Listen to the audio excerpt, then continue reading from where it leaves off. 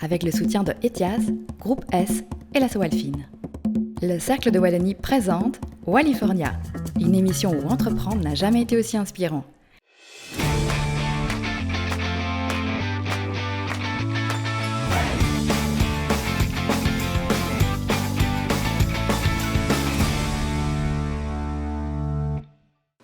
Bonjour et bienvenue à cette émission de Wallifornie, l'émission hebdomadaire du Cercle de Wallonie consacrée aux entrepreneurs de Wallonie. Alors nous sommes dans le cadre du château du Val-Saint-Lambert où se tiennent d'ailleurs un certain nombre d'événements organisés par le Cercle de Wallonie et on a le plaisir aujourd'hui d'avoir un invité d'exception, Jean-Pierre Di Bartolomeo. Jean-Pierre, bonjour. Bonjour Hamid. Alors vous êtes le président du comité de direction de la Sowalfine, c'est cela, qui est un organisme extrêmement important et je pense que nos téléspectateurs qui nous regardent en ce moment le savent, en tout cas ceux qui sont entrepreneurs, parce qu'à un moment ou à un autre, ils font appel à vos services. Justement, est-ce que vous pouvez résumer en quelques mots ce que vous faites pour les entrepreneurs ? La Sowalfine est une institution qui existe maintenant depuis 20 ans. C'est une institution qui s'occupe à la fois d'informer les entrepreneurs. Nous avons un guichet unique, le 1890, qui est connu et qui a été rendu très connu dans le cadre de la crise. Avec la pandémie, oui. Voilà, et là, on a vraiment vu, on a eu à la limite le lancement sur orbite du 1890. Une fois que l'information arrive et est donnée correctement à l'entrepreneur, on sensibilise l'entrepreneur à toute une série de thématiques des entrepreneurs, la croissance, l'innovation, l'internationalisation, la transmission. Si l'entrepreneur se lance dans la démarche, on met en place un dispositif d'accompagnement avec une couverture sur tout le territoire wallon, beaucoup de proximité, et après, ça se termine toujours par du financement. À un moment donné, on doit payer, soit pour revendre et racheter une entreprise. Donc là, il y a un échange d'argent qui doit se faire. Ça peut se faire aussi à la création, lorsqu'on fait son premier investissement. Quand on fait un investissement en transition énergétique, il y a les investissements qui doivent être financés. Et donc, le financement vient couronner toute la démarche. Et tout au long, on a un suivi, un accompagnement qui va se mettre en place. Alors justement, les téléspectateurs le savent, nous sommes justement malheureusement dans une troisième phase de confinement, un troisième confinement. Est-ce que vous avez à travers 1890, c'est ça, votre numéro d'appel, déjà un feedback de la plupart des entrepreneurs qui font appel à vos services? Et j'imagine que si feedback il doit être plutôt négatif. Oui, là on vient vraiment de voir arriver une déferlante de questions avec beaucoup de détresse parce qu'on voit apparaître des questions par rapport au métier de contact et au métier de proximité qui ne comprennent pas bien pourquoi eux, alors qu'ils ont l'impression que ça se fait plutôt à plus grande échelle ou dans les écoles, la contamination. Une sorte de sentiment d'injustice. Il y a un sentiment d'injustice et donc l'équipe du 1890 prend beaucoup de temps avec ses indépendants, ses commerçants, ses artisans. Et donc voilà, je vois déferler les messages depuis maintenant, ça fait 1h30 que l'annonce a été lancée. Je vois arriver vraiment beaucoup de messages de détresse. La bonne nouvelle, je pense, c'est vaccination samedi, dimanche. Donc je pense que tant qu'on sait que ce vaccin va permettre de lâcher finalement la mauvaise période pour aller vers du bon, on a un espoir avec ce vaccin. Et donc voilà, espérons qu'on puisse respecter ce qu'il faut pour sortir pour la troisième fois le plus vite possible de ce confinement. Donc clairement, vous avez aussi un aspect psychologique et d'écoute à l'égard, je dirais, des entrepreneurs de Wallonie. C'est notre force. Notre force, c'est à la fois de les écouter, de les entendre et surtout de comprendre ce qu'ils vivent. Parce que vous ne pouvez pas venir avec un produit dans n'importe quel métier. Si vous avez un produit et que vous ne connaissez pas vos clients ou les gens auxquels le produit est destiné, votre produit ne marchera pas. Et donc nos produits à nous ne sont pas uniquement des produits financiers, mais également des produits d'écoute, d'accompagnement et de soutien de nos entrepreneurs wallons. Alors avant de parler plus précisément d'un certain nombre de produits que vous avez mis en place avec votre institution, parlons de ce plan wallon qui mobilise 500 millions d'euros, qui est un petit peu passé d'ailleurs inaperçu, peut-être parce que c'est normal, les téléspectateurs sont plus braqués ou focalisés, je dirais, sur les aspects sanitaires, mais c'est quand même un plan très important qui se focalise sur le renforcement de la solvabilité de nos entreprises, en Wallonie en particulier, et aussi sur la relance. Donc voilà. Alors pourquoi est-ce qu'on se focalise sur la solvabilité? C'est parce qu'elle s'est dégradée en Wallonie au niveau des entreprises wallonnes? Donc ce qu'on a observé, c'est une réduction ça devient un peu technique, mais c'est une réduction des fonds propres. Donc tout simplement les entreprises… Le capital en fait. Voilà, les entreprises ont perdu de l'argent en 2020. Et cette perte de revenus a impacté les comptes annuels.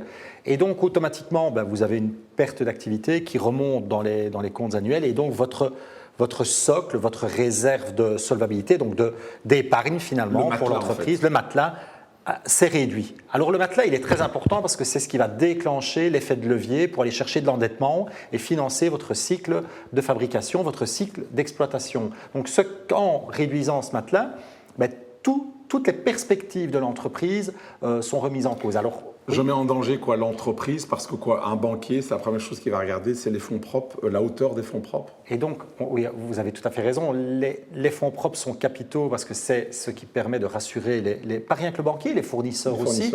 Je dirais même les travailleurs. Un travailleur qui travaille dans une entreprise aujourd'hui et qui voit que ça se détériore très fort, il se dit, je n'en ai plus. Est-ce que je dois rester là Mais bien sûr. Voilà. Et donc c'est pas bon. C'est pas bon et on s'est dit comment faire pour reconstituer ces fonds propres qui ont été amenuisés par cette crise, tout en ne mettant pas en place un système qui va faire en sorte que le patron d'entreprise va devoir consacrer tout l'argent qu'il a et qui va tomber ou qui devrait tomber en 2021, voire en 2022, au remboursement. Parce qu'alors là, il n'aurait plus de capacité pour pouvoir investir. Ok, parfait. Alors ça, c'est pour la solvabilité. On va y revenir à travers un certain nombre de produits que vous avez mis en place. Mais est-ce que ça veut dire qu'il n'y a plus de problème de liquidité au niveau des entreprises wallonnes ? Il y a hélas encore des problèmes de liquidité, il y a des besoins de liquidité. Là, on a retravaillé sur des produits. Dans les deux cas, on est parti de produits qui existaient, on les a déclinés pour pouvoir être opérationnels le plus vite possible. Aujourd'hui, nous sommes opérationnels avec nos produits de solvabilité en prêt et nos produits de liquidité en prêt. Mais je voudrais dire un élément important aujourd'hui, c'est qu'il s'agit de prêts, donc il s'agit chaque fois de remettre de la dette sur le dos de nos entrepreneurs. Et donc, j'insiste vraiment, il faut éviter à tout prix de s'endetter. Donc, je plaide un peu contre mes produits, oui. Mais il est évident qu'il faut rembourser. Et donc, je préfère avoir une réduction de la voilure. Je préfère qu'on maintienne un système dans tous les cas où c'est nécessaire et c'est justifié, un système de primes. Je pense qu'on doit éviter de surcharger la barque parce que plus on va surcharger la barque et plus l'entreprise va être, entre guillemets, piégée par cette dette, plus alors je pense qu'il est de notre devoir de prévoir une période longue pour le remboursement de manière à ne pas obérer la capacité d'autofinancement de l'entreprise. Mais en même temps, Jean-Pierre, vous êtes à la tête de la SOALFIN, certains pourront vous dire, ou pourraient vous dire, on le voit d'ailleurs pour la dette publique, en disant, ben oui, c'est le bon moment, au contraire, de s'endetter, vu que les taux d'intérêt sont faibles.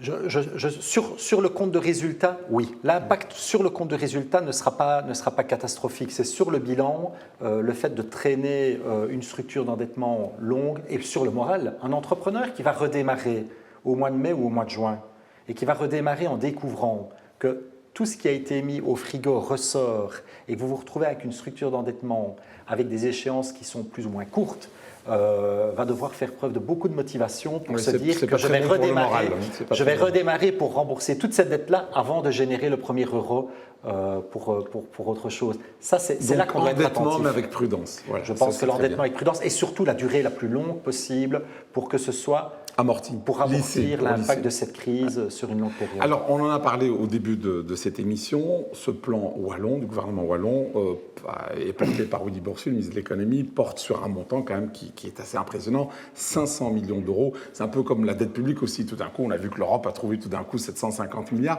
J'ai envie de vous poser la question, mais d'où viennent ces 500 millions par quel coup de baguette magique Donc les 500 millions d'euros, c'est assez simple. On a trouvé une mobilisation de 400 millions dans les outils financiers. Donc ce sont des structures comme la SOALFIN, la SRIW, la SOGEPA qui ont mobilisé 400 millions d'euros. Ça, c'est important. Je pense que cet argent-là pourra même faire l'objet d'augmentation de moyens si on arrive à activer l'Europe et le fédéral. Le fédéral a un fonds de relance également qui pourrait être associé. C'est des conditions qu'il va falloir mettre autour de la table. Que je comprenne bien, ce sont des institutions qui existent déjà, qui ont des fonds, avec des produits qui existent. Et on leur a demandé de se coaliser, en fait. Oui, bien sûr. Donc c'est très intelligent de se dire, on a de l'argent, on a de la trésorerie, on va la mettre et on va la consacrer à la relance avec une optique positive, solvabilité, relance, croissance. Ce sont des signaux, à mon avis, très positif à l'attention de nos entrepreneurs. Et à côté de ça, on a dédié 100 millions d'euros pour le prêt propulsion, toujours là, pas spécialement pour venir faire du capital, mais vraiment pour faire de la dette avec des échéances longues, comme je l'ai dit tantôt, et pour venir soutenir et reconstituer les quasi-fonds propres de l'entreprise sans émission dans la gestion. Et à qui vous vous adressez? Uniquement des grandes sociétés, des PME d'une certaine taille? Alors, c'est clair que le fonds numéro 1 va s'adresser à des PME d'une grande taille, des grandes entreprises. Le prêt propulsion va démarrer de 50 000 euros jusqu'à 1 million d'euros. Donc là, on descend assez bas. Et on a prévu un troisième produit. On a on est reparti de notre pré-ricochet qui est un produit de trésorerie que l'on a modifié pour arriver à 100 000 euros pour les tout petits. Et là, on démarre à 1 euro et on va jusqu'à 100 000 euros, là pour vraiment toucher les indépendants, les commerçants, les artisans, les professions libérales, les TPE wallonnes qui ont besoin également de solvabilité, d'un matelas avec des durées longues également. Alors, on revient à la philosophie de ce fonds, hein, donc tous ces centaines de millions d'euros qui sont consacrés, je dirais, à permettre aux entreprises de se muscler et redémarrer sur un bon pied. On a parlé de la solvabilité, donc renforcer les fonds propres, mais on veut aussi favoriser la relance, et cette relance, visiblement, doit être plutôt numérique, ouverte. C'est aujourd'hui, on a pu observer, déjà depuis le début du confinement, on a pu observer que pas mal d'entreprises ont utilisé le numérique pour redéfinir les business models et ont investi massivement dans tout ce que nous appelons la transition énergétique. Ça, on l'a déjà vu aujourd'hui. On voit maintenant que les besoins sont importants, pas uniquement pour les PME qui font des investissements, mais également pour pouvoir avoir, nous, les produits à proposer à ces PME. Donc pour pouvoir fournir toute une série de technologies de haut niveau dans le cadre de la transition énergétique. On parle beaucoup d'électrolyse qui permettrait d'avoir de l'hydrogène, et on sait à quel point l'hydrogène est une énergie propre dont on a besoin pour l'avenir. C'est un exemple qui a été mis en avant, et donc c'est clair qu'une fois qu'on lance une filière hydrogène, c'est clair qu'une fois qu'on lance aussi une filière plus végétale pour diminuer l'impact de l'alimentation animale, et donc on va développer toute une série de nouvelles filières qui ont vraiment comme objectif de garder la valeur ajoutée en région wallonne, et pas uniquement dire je fais l'investissement, mais je fais un investissement avec une entreprise wallonne qui va être mon prestataire de service, une autre entreprise wallonne qui va aider cette entreprise-là à développer la technique, une troisième entreprise wallonne qui va l'installer, et ainsi de suite. Et donc gardons la valeur, gardons la richesse en région wallonne, et essayons de garder tout cet argent qui va être mis en place par l'Europe, par le gouvernement fédéral et par le gouvernement wallon, essayons de le mettre à destination des entreprises wallonnes qui investissent, mais également des entreprises wallonnes qui produisent. Alors, vous êtes économiste de formation, vous vous souvenez de vos cours de maths, on parlait souvent de conditions nécessaires mais pas suffisantes. Est-ce qu'aujourd'hui, quelqu'un qui vient solliciter à votre guichet l'un ou l'autre fonds doit non seulement avoir un projet, mais il doit répondre vraiment à ces critères de numérique, digitalisation et transition écologique ? On est aujourd'hui dans une phase où, sincèrement, on ne fait pas la fine bouche. On y va, on aide les entreprises. On les aide parce qu'elles en ont besoin et que nous, on a besoin d'elles pour le maillage du tissu de PME. Maintenant, il est évident que ces technologies-là sont des technologies qui vont demander à la fois des aides à l'investissement, donc que la région mettra à disposition, des aides à la recherche que la région mettra à leur disposition, et ensuite des désinvestissements, des financements que nous pourrons faire. Il est évident que nous aurons un regard bienveillant pour tous ces investissements, parce que comme on va démarrer from scratch dans certains cas, le risque sera plus élevé que dans un dossier d'une entreprise qui existe depuis plusieurs années et qui fait simplement une augmentation de capacité de production. Alors vous avez beaucoup parlé de la région, et vous avez raison, la proximité prime surtout. C'est vrai que l'Europe est plus lointaine, on l'a vu aussi avec cette campagne de vaccination, on n'a pas été nécessairement les meilleurs au monde. Par contre, là, vous avez une bonne nouvelle. Vous semblez dire que l'Europe nous aide ou vous aide à aider ces entrepreneurs à travers ce plan de 500 millions d'euros. Ah oui, donc là, tout d'abord, si je prends le cas du pré-propulsion, c'est pour moi le dossier parfait. On est très fiers à la SOALFIN du pré-propulsion. Pourquoi ? À partir du premier confinement, on commence à travailler avec les services de la Banque nationale sur une réflexion en anticipant les problèmes de solvabilité. Et là, on prend les premiers contacts avec le Fonds européen d'investissement. Et c'est Viviane Moll dans notre équipe qui s'est occupée de ce dossier. Elle a pris les contacts avec eux et eux ont été très réceptifs. On a défini un produit standard que eux voulaient le plus simple possible. On l'a appliqué à la fois pour les entreprises wallonnes qui sont dans des activités traditionnelles, mais on a également élargi ça à nos invests, les 9 invests wallons qui sont sur le territoire wallon, de manière à ce qu'ils puissent également activer ça dans des entreprises avec un plus fort potentiel technologique et de croissance. Et on a élargi enfin à la Sofinex, qui est notre filiale qui permet d'aller à l'international, d'avoir cette ambition de dépasser les frontières et de peut-être pouvoir aussi saisir des opportunités de rachat d'entreprises à l'étranger. On a financé la semaine dernière avec un pré-propulsion une entreprise wallonne qui a racheté une entreprise dans un autre pays, en l'occurrence c'était en France, pour pouvoir grandir par croissance externe. Là, on est très fiers d'avoir ce produit qui est là. Et le FEI, avec nous, a monté le dossier, et quand nous sommes arrivés chez le ministre Boursu, il nous a demandé où en était le dossier. On lui a présenté ce dossier, il a marqué accord sur le dossier et nous avons obtenu l'accord du FEI qui couvre 70%. Ça veut donc dire que dans le pré-propulsion qu'on a aujourd'hui, nous mobilisons 100 millions d'euros avec les banques qui, elles, mobilisent 100 millions d'euros. Donc on a 200 millions d'euros. C'est un bel effet de levier. Oui. Et bien sûr, et nous, on sait que le FEI nous couvre à 70%, donc nous avons 30 millions d'euros d'argent wallon en risque sur 200 millions d'euros injectés dans l'économie, dans des entreprises, PME, qui ont une capacité de croissance et d'ambition à l'international, comme je l'ai dit. Alors j'imagine que quelqu'un ou quelqu'une nous regarde en ce moment, entrepreneur, entrepreneuse, se dit mais je réponds à ces critères-là, comment est-ce que je fais pour prendre contact avec vous? C'est quoi? C'est le 1890, il y a un site, je ne vais pas me noyer dans ce site, tout est clair? C'est super facile, le 1890, j'invite vraiment tout le monde à aller visiter, c'est d'une facilité déconcertante puisque ça vous pose la question, qu'est-ce que vous voulez? Que voulez-vous? Et donc, si vous dites je souhaite investir, poum, vous êtes directement canalisé. Oui. Je cherche un financement, poum, quel type de financement, quelle est votre taille, quel est le montant. Une arborescence conviviale. Et c'est très facile. L'arborescence est d'une grande convivialité et surtout, dès qu'il y a un souci, 1890, allô, hop, service après-vente, on est là, clac, et on vous aide et on fait en sorte que vous ayez votre réponse. On doit peut-être, pour bien comprendre le 1890, depuis le début de la crise, on a traité 70 000 appels. La durée moyenne d'un appel est entre 5 minutes et 6 minutes. On était à 7 minutes au début, on est descendu à 6, puis maintenant on est à peu près à 5,5. 70 000 appels pour lesquels on écoute et on conseille et on oriente. Et qui portent plutôt sur quelle demande généralement? Alors, nous venons de vivre 12 mois complètement fous, on peut le dire. Oui. Dans un premier temps, quand la Première ministre Sophie Wilmès annonce le premier confinement, tout le monde nous téléphone en disant « Qu'est-ce que je fais? Est-ce que je dois fermer? Quand? Oui. » Très pratique. Donc c'était très pratique. La deuxième étape, ça a été, vous sortez des primes, il y a un droit passerelle, est-ce que j'y ai droit? Très pratique. Troisième prime, c'est, j'ai vu que j'avais droit, comment est-ce que je fais pour introduire ma demande? Quatrième appel, un peu plus compliqué, les sous n'arrivent pas, qu'est-ce qui se passe? Pourquoi ça ne marche pas? C'est plus embêtant, effectivement. Là, il criait. Ouais. Et puis on pensait qu'on sortait, puis boum, deuxième confinement. Parce qu'entre-temps, et ça a été la belle nouvelle pour nous, au mois de septembre, on a eu des beaux messages d'entrepreneurs qui disaient « je souhaite réinvestir ». Et là, on avait des belles choses, des beaux signaux.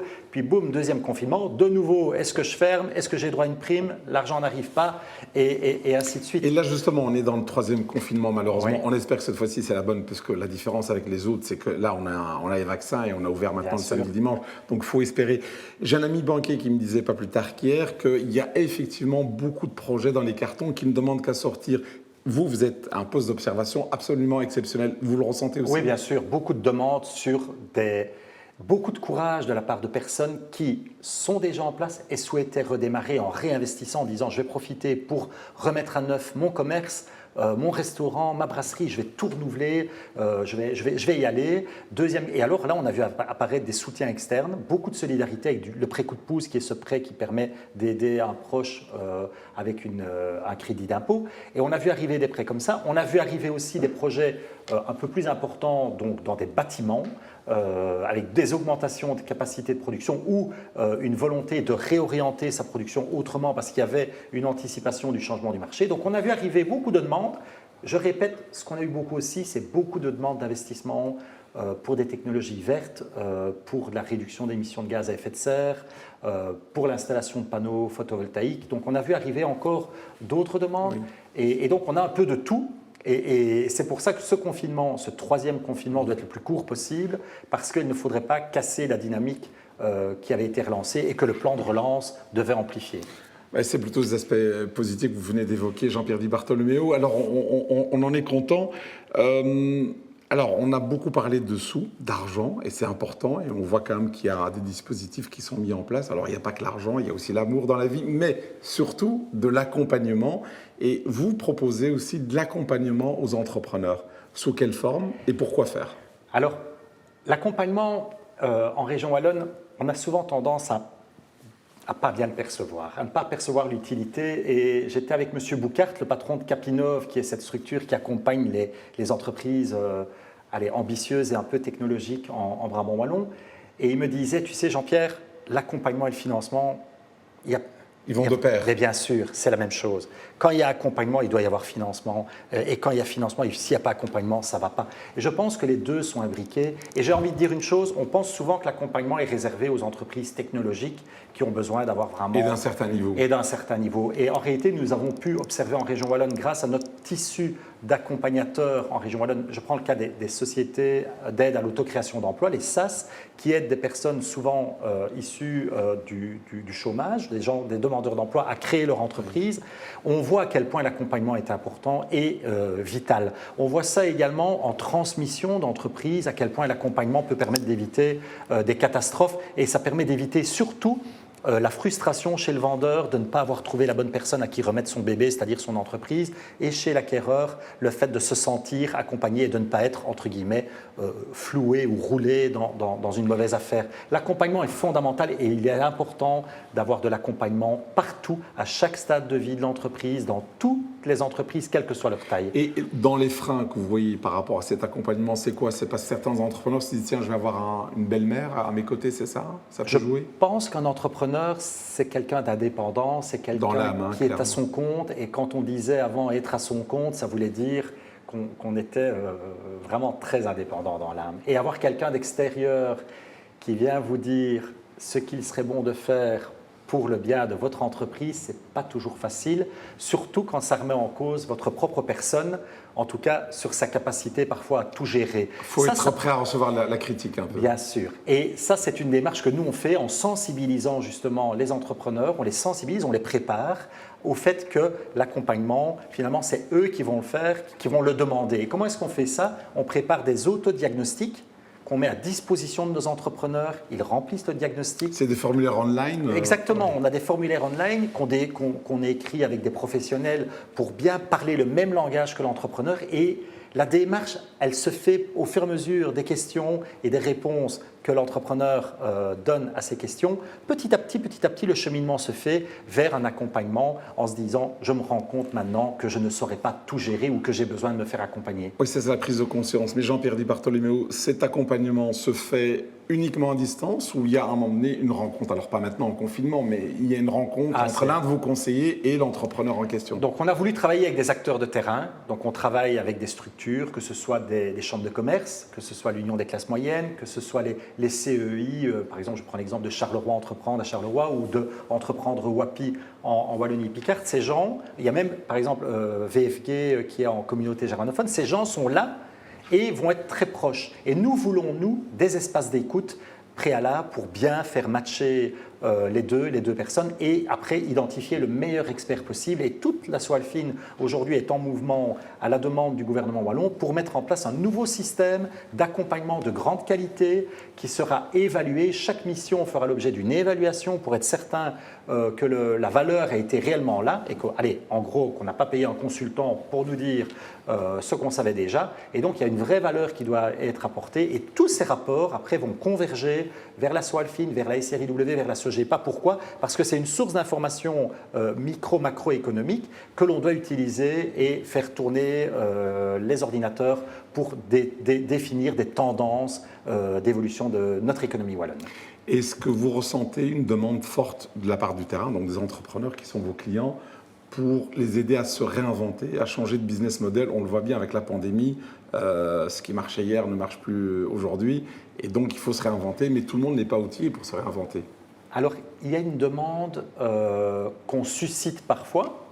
Parfois, elle vient. Il y a je prends le cas de l'école de drone qui se trouve à Nivelles.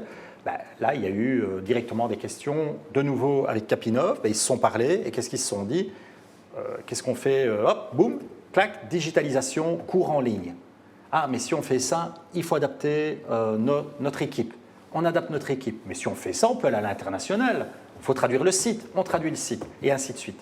Et donc là, on a vu une adaptation du business model de l'entreprise sur très peu de temps et on a vu l'effet bénéfique que ça a pu avoir. Et il est clair que ça ne remplacera jamais le pilotage du drone sur le parking à Nivelles, mais ça a permis de faire du chiffre d'affaires, d'aller toucher plus de monde qui viendront après prendre ces cours de pilotage dans l'école de drone internationale en partenariat avec Capinov. Et ça, c'est bon. On a eu le cas avec les masques, on a eu le cas avec les tests qui ont été développés. Ça a été très rapide. Et là, on a pu voir le secteur privé peut réagir très vite. Il réagit très très vite et ça c'est fantastique. On a pu le voir. On a pu le voir, cette agilité, et nous on est là pour mettre de l'huile dans les rouages et faciliter cette transformation. Alors Jean-Pierre Di Bartolomeo, on arrive malheureusement au terme de cette émission. J'aimerais qu'on la termine sur une lueur d'espoir, une note d'espoir, d'optimisme. L'optimisme, c'est plutôt associé à la jeunesse. Alors qu'avez-vous fait, si je puis dire, c'est pas la parabole des talents, mais qu'avez-vous fait de vos talents, si je puis dire, par rapport à cette jeunesse belge et wallonne en particulier?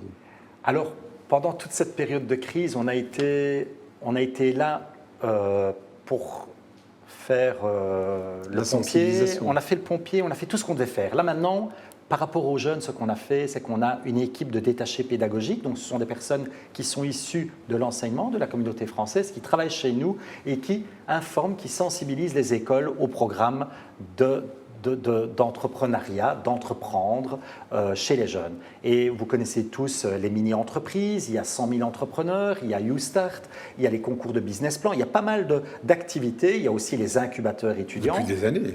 Qui existent depuis des années, et tout cet écosystème est assez unique, et je pense pouvoir dire qu'en région wallonne, et même en communauté française, parce qu'à Bruxelles c'est la même chose, nous avons avec cette particularité-là un petit trésor. Un petit trésor parce qu'on met des étoiles dans les yeux des enfants. Tout le monde ne deviendra pas entrepreneur, mais tout le monde pourra devenir entreprenant. Et s'entreprendre, c'est être maître de son destin, avoir de l'estime de soi, être créatif. Et là, on a vu quoi? On a pu toucher 30 000 jeunes sur l'année 2020. Pour nous, c'est énorme, vu les conditions dans lesquelles on a travaillé, qui étaient du distanciel et toute une série de choses. On a fait la finale YouStart, c'était il y a 2 semaines, où on était les 3 régions, avec les Flamands, les Bruxellois et les Wallons autour des finalistes YouStart. Les Wallons ont assez bien performé, mais je ne vais pas faire de chauvinisme. On a même très très bien performé.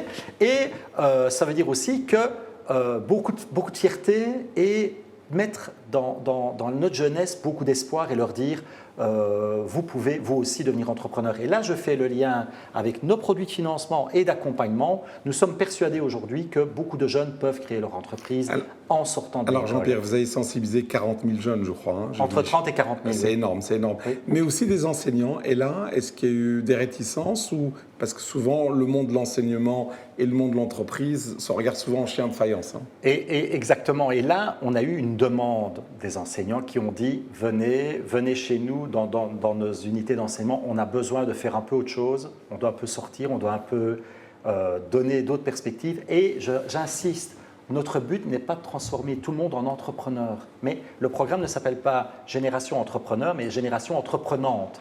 Et les valeurs qui sont dispensées, qui sont d'ailleurs édictées par la Commission européenne, c'est des valeurs qui servent à tout le monde au quotidien. Qu'on soit fonctionnaire, enseignant, intrapreneur de sa vie en fait. Exactement. Et ce mot intrapreneur, chez nous, il est fondamental parce qu'il permet à tout le monde de donner un sens à ce qu'on fait. Et quand on est à la Swalfine, on sait qu'il y a une génération qui arrive et donc on prépare pour eux le terrain avec nos produits. Merci Jean-Pierre Di Bartolomeo pour votre fougue, votre passion. On voit que vous êtes véritablement vous-même un entrepreneur et je donne donc rendez-vous la semaine prochaine à nos téléspectateurs pour une autre émission d'Wallifornia. Et puis si vous avez écouté attentivement, comme ça a été mon cas en tout cas, Jean-Pierre Di Bartolomeo, vous savez qu'il ne vous reste qu'une seule chose à faire, c'est appeler le 1890.